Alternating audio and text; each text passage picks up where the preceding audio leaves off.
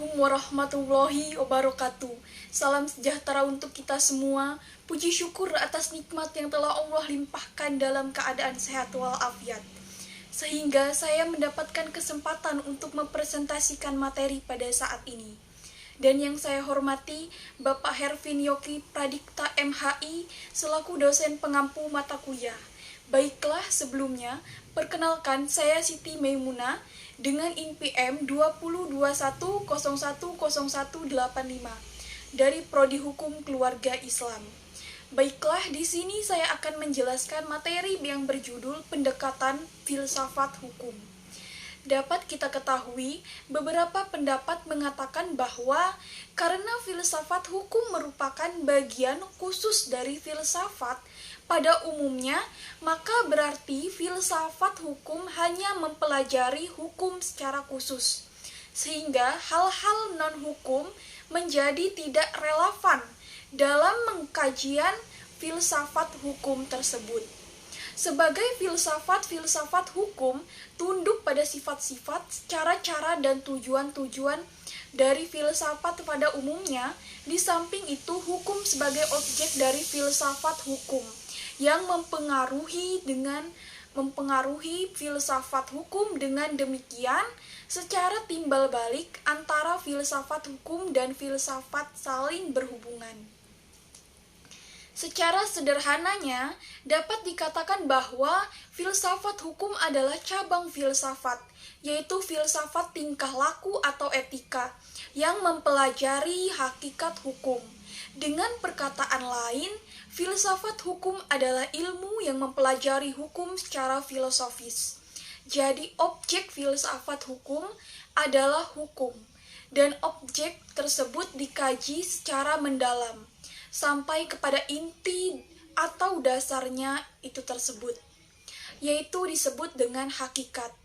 Menurut Purnadi Purbacaraka dan Suerjono Suekanto, hukum dapat diartikan sebagai yang pertama adalah hukum, ilmu pengetahuan, yakni pengetahuan yang tersusun secara sistematis atas dasar kekuatan pemikiran.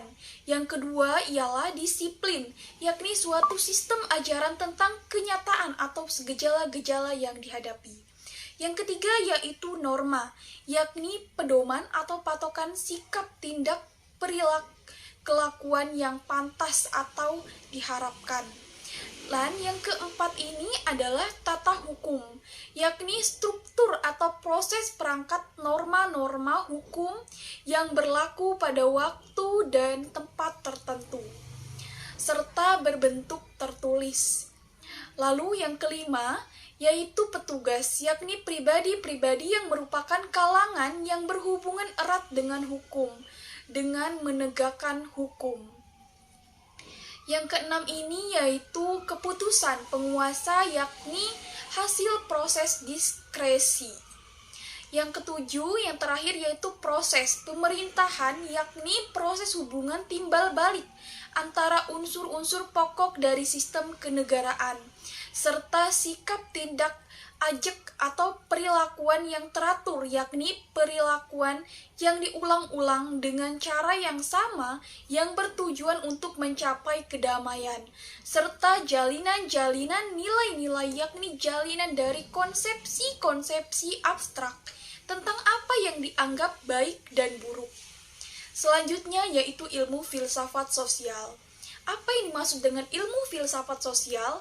Ilmu filsafat sosial ini merupakan cabang filsafat yang mempelajari persoalan kemasyarakatan secara kritis, radikal, dan komprehensif.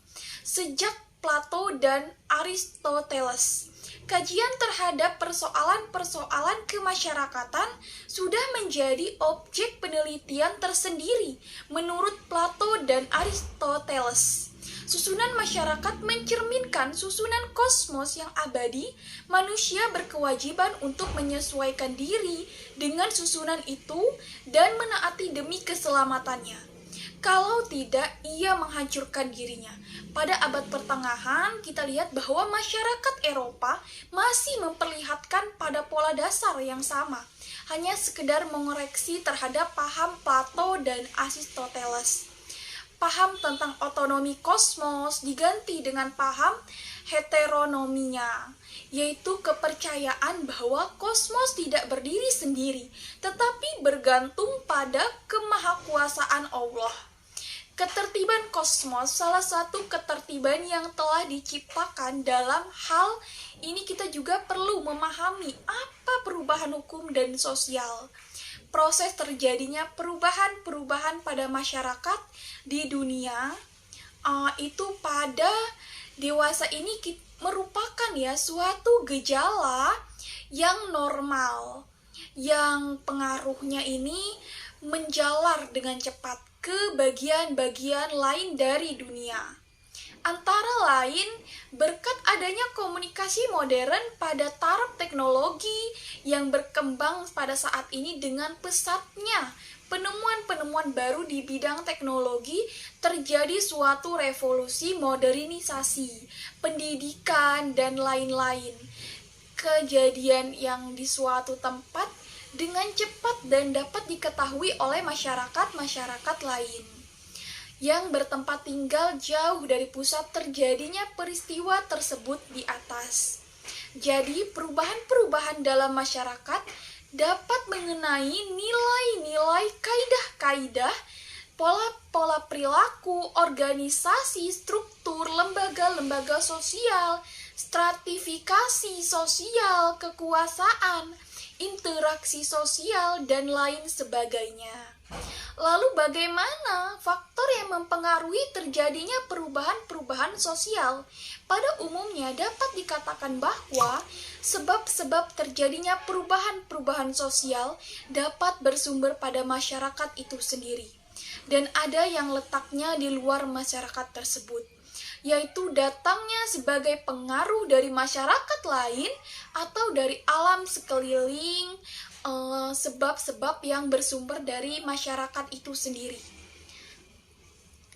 Adalah antara lain bertambah atau berkurangnya penduduk, penemuan-penemuan baru, pertentangan, dan terjadinya revolusi ini menjadikan suatu perubahan sosial dapat bersumber pada sebab-sebab yang berasal dari luar masyarakat tersebut. Misalnya nih, sebab-sebab yang berasal dari lingkungan alam, peperangan, pengaruh kebudayaan masyarakat lain, dan sebagainya. Baiklah, terima kasih. Demikian beberapa hal yang bisa saya sampaikan. Kesempatan kali ini saya mohon maaf yang sebesar-besarnya apabila ada tutur kata maupun tindakan saya yang kurang berkenan bagi teman-teman sekalian dengan para pendengar sekalian. Dengan ini saya ucapkan terima kasih sebanyak-banyaknya. Saya tutup dan saya akhiri. Wassalamualaikum warahmatullahi wabarakatuh.